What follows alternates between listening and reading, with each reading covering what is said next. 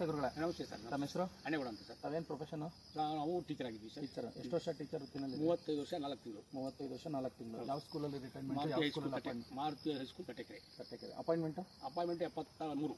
ಯಾವ ಸ್ಕೂಲು? ಅದು ಮಾರುತಿ ಹೈಸ್ಕೂಲ್. ಒಂದೇ ಸ್ಕೂಲಲ್ಲಿ ಜಾಯ್ನ್ ಆಗಿ ಒಂದೇ ಸ್ಕೂಲಲ್ಲಿ ರಿಟೈರ್ಡ್ ಆಗಿಲ್ಲ.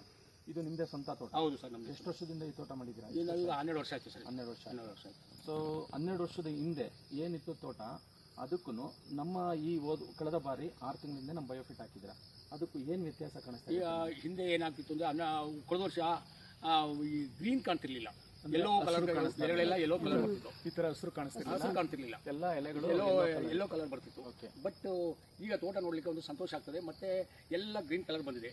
ಮತ್ತೆ ಎಲೆಗಳು ಆಗ 6-7 ಎಲೆಗಳಲ್ಲೇ 9-10 ಎಲೆಗಂಟು ಬರ್ತಾವೆ. ಓಕೆ, ಅದೆಲ್ಲ ಅಬ್ಸರ್ವ್ ಮಾಡಿದ್ರೆ ಸೊ ಅರಳುದ್ರದ್ದು ಯಾವ ಥರ ಇದೆ ಈಗ? ಅರಳುದ್ರದ್ದು ಆವಾಗ ಜಾಸ್ತಿ ಉದುರ್ತಿತ್ತು. ಅಂದರೆ ಒಂದು ಗಿಡದ ಹತ್ರ ಮಿನಿಮಮ್ ಅಂದರೆ ಒಂದು 25 ಆದರೂ ಮಿನಿಮಮ್ ಬೀಳ್ತಿತ್ತು. 25 ಅರಳು ಉದುರೋದು ಗ್ಯಾರಂಟಿ. ಹೆಚ್ಚು ಕಮ್ಮಿ ಒಂದು ಅರ್ಧ ಕೆಜಿ ಅಷ್ಟು ಬೀಳೋದು. ಇವಾಗ ಇದು ಹಾಕಿದ್ಮೇಲೆ ನಿಮ್ಮ ಮೆಡಿಸಿನ್, ನಿಮ್ಮ ಔಷಧಿ ಹಾಕಿದ್ಮೇಲೆ ಅರಳುದು ಕಮ್ಮಿ ಆಯಿತು. ಅದು ನ್ಯಾಚುರಲ್ ಆಗಿ ಚೇಂಜ್ ಆಯಿತು. ಓಕೆ. ಸೊ ಅರಳುದ್ರ ಜೊತೆಗೆ ಅರಳಲ್ಲಿ ಏನಾದರೂ ಕಜ್ಜಿಗಳು ಅಥವಾ ಏನಾದರೂ ಆವಾಗ ಮೊದಲೆಲ್ಲ ಹರಳುದಿದ್ರೆ ಕಜ್ಜಿ ಕರೆಕ್ಟಾಗಿ ರೌಂಡ್ ಶೇಪ್ ಬರ್ತಿರ್ಲಿಲ್ಲ. ಓಕೆ, ನೋಡಿ ಈ ತರ ಕಜ್ಜಿಗಳಾಗಿ ಬರ್ತಿದ್ದು. ಓಕೆ, ಈಗ ಈ ತರ ಬರ್ತದೆ. ಈಗ ರೌಂಡ್ ಶೇಪ್ ಬರ್ತದೆ, ಮತ್ತೆ ಈ ಕಜ್ಜಿ ಬರಲ್ಲ. ಓಕೆ, ನೋಡಿ ಸ್ನೇಹಿತರೆ, ಬಯೋಫಿಟ್ ಹಾಕಿದ್ಮೇಲೆ ಸೊ ಗುರುಗಳು ಹೇಳ್ತಾ ಇರೋ ಪ್ರಕಾರ ಏನಂದ್ರೆ ಈ ತರ ಕಜ್ಜಿ ಅವಾಯ್ಡ್ ಆಗಿದೆ. ಸೊ ಆಲ್ಮೋಸ್ಟ್ ಅಲ್ಲೆಲ್ಲ ಕೂಡ ರೌಂಡ್ ಶೇಪ್ ಅಲ್ಲಿ ಬರ್ತಾ ಇದೆ. ಕಾಯಿ ಕೂಡ ಇನ್ನೂ ವೆಯ್ಟ್ ಇದೆ. ಅಂದ್ರೆ ಇಲ್ಲಿ ನೋಡಿ ಕಾಯಿ ಎಷ್ಟು ವೆಯ್ಟ್ ಇದೆ ಅನ್ನೋದನ್ನ ನೀವು ನೋಡ್ಬೋದು. ಗಾತ್ರ ನೋಡಿ ಎಷ್ಟೆಷ್ಟು ಒಪ್ಪ ಇದೆ ಅನ್ನೋದನ್ನ. ಸೊ ಇದು ಗುರುಗಳು ಹೇಳ್ತಾ ಇರೋದು ಕರೆಕ್ಟ್ ಅಲ್ವಾ? ಅದ್ರ ಜೊತೆಗೆ ಈ ತೋಟ ತಗೊಳ್ಳುವಂತ ವ್ಯಕ್ತಿಗಳೇನಾದ್ರು ಈ ತೋಟಕ್ಕೆ ವಿಸಿಟ್ ಮಾಡಿದ್ರಾ? ಮಾಡ್ತಾ ಇರ್ತಾರೆ ಸರ್, ಬರ್ತಾ ಇರ್ತಾರೆ. ಸುಮಾರು ಜನ ಬಂದು ಹೋದಲ್ಲಿ ಈ ಸಾರಿ ಕಳೆದ ಸರಿ ತೊಗೊಂಡೋದನ್ನೇ ಈ ವರ್ಷ ನಮ್ಮ ತೋಟ ಕೊಡಲೇಬೇಕು ಅಂತ ಅಂದ. ನಾನು ಕೊಡಲ್ಲ ನಿನಗೆ ಅಂತ ನಾನು ಅಂದೆ. ಇಲ್ಲ ಸರ್, ಖಂಡಿತ ನನಗೆ ಬೇಕು. ನನ್ನ ತೋಟ ನನಗೆ ಕಳೆದ ಸರಿಗೆ ಈ ಸರಿಗೆ ತುಂಬಾ ಇಂಪ್ರೂವ್ ಆಗಿದೆ. ನನಗೆ ಗೊನೆಗಿನೆಲ್ಲ ನೋಡಿದ್ರೆ ಭಾಳ ಸಂತೋಷ ಆಗ್ತಾ ಇದೆ. ಅದರಿಂದ ನನಗೆ ದಯವಿಟ್ಟು ನನಗೆ ಕೊಡಬೇಕು ಅಂತ ಹೇಳಿ ಈ ಸರಿ ಅವನೇ ತಗೊಂಡ್ರು. ಏನಾದ್ರು ಹೆಚ್ಚುವರಿ ರೇಟು ಏನಾದ್ರು? ಹೆಚ್ಚುವರಿ ರೇಟ್ ಕೊಟ್ಟ. ಕಳೆದ ಬಾರಿ ಏನು ರೇಟ್ ಕೊಟ್ಟಿದ್ರೆ ತೋಟ? ಈ ಬಾರಿ ಕಳೆದ ವರ್ಷಕ್ಕೆ ಈ ವರ್ಷಕ್ಕೆ ಒಂದು ಸ್ವಲ್ಪ ಹೆಚ್ಚು 50,000 ರೂಪಾಯಿ ಜಾಸ್ತಿ ಕೊಟ್ಟ. Very nice. ನೀವು ಖರ್ಚು ಮಾಡಿದ್ದೆಷ್ಟು? 7,000 ರೂಪಾಯಿ. ನಿಮ್ಗೆ ಲಾಭ ಬರ್ತಾ ಇರೋದೆಷ್ಟು?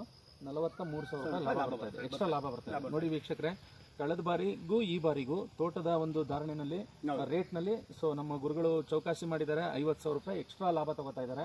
ಸೊ ಅದ್ರ ಜೊತೆಗೆ ಹರಳು ಉದುರೋದು ಅವಾಯ್ಡ್ ಆಗಿದೆ. ಕಾಯಿ ಶೈನಿಂಗ್ ಬರ್ತಾ ಇದೆ, ಕಾಯಿ ಗ್ರೋತ್ ಆಗಿದೆ, ಕಾಯಿ ಕೂಡ ತುಂಬಾ ರೌಂಡ್ ಶೇಪ್ ಅಲ್ಲಿ ಬರ್ತಾ ಇದೆ. ಮತ್ತೆ ಭೂಮಿ ಹೂವಿನಂಗೆ ಅದರ ಸುತ್ತ ನಾವೇನ ಹಾಕಿದೀವಿ ಅಲ್ಲಿ ಗಟ್ಟಿ ಬರಲ್ಲ, ಹಾರ್ಡ್ನೆಸ್ ಇಲ್ಲ, ಸ್ಮೂತ್ ಇರ್ತದೆ.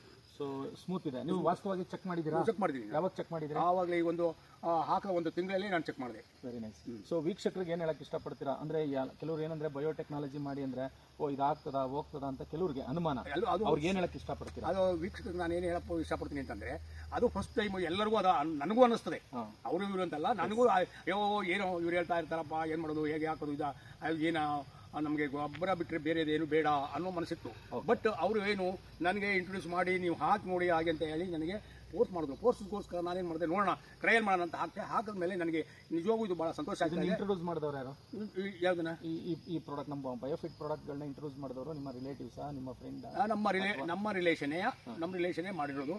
ಮತ್ತು ಹಾಕಿದ ಮೇಲೆ ಭಾಳ ನನಗೆ ಸಂತೋಷ ಆಯಿತು. ಮತ್ತು ನಾವು ಕೊಟ್ಟಿರ್ತಕ್ಕಂಥ ಅಮೌಂಟ್ ಏನು ದೊಡ್ಡದೇನಲ್ಲ, ಆದರೆ ಇಂಪ್ರೂವ್ಮೆಂಟ್ ದೊಡ್ಡದಾಯಿತು. Thank you very much. ನಿಮ್ಮ ಇನ್ಫಾರ್ಮೇಶನ್ ಇಂದ ಸಾವಿರಾರು ಜನ ಅಡಿಕೆ ಕೃಷಿಕರಿಗೆ ತೋರಿಸಿ, ಅಡಿಕೆ ನೋಡಿ ಹರಳೆ ಕೆತ್ತಾ ಇದೆ ಅಂತ, ತುಂಬಾ ಹರಳುಗಳು ಇಂಪ್ರೂವ್ಮೆಂಟ್. ಅಂದ್ರೆ ನೀವು ಹೇಳೋದು ಮೊದ್ಲಿಗೂ ಇಕ್ಕು ಹರಳುದ್ರದು ಫುಲ್ ಕಮ್ಮಿ ಆಗಿದೆ, ಗೊನೆ ಸಖತ್ತ ಕಚ್ಚಿದೆ ಅಂತ ನೀವು ಹೇಳೋದು.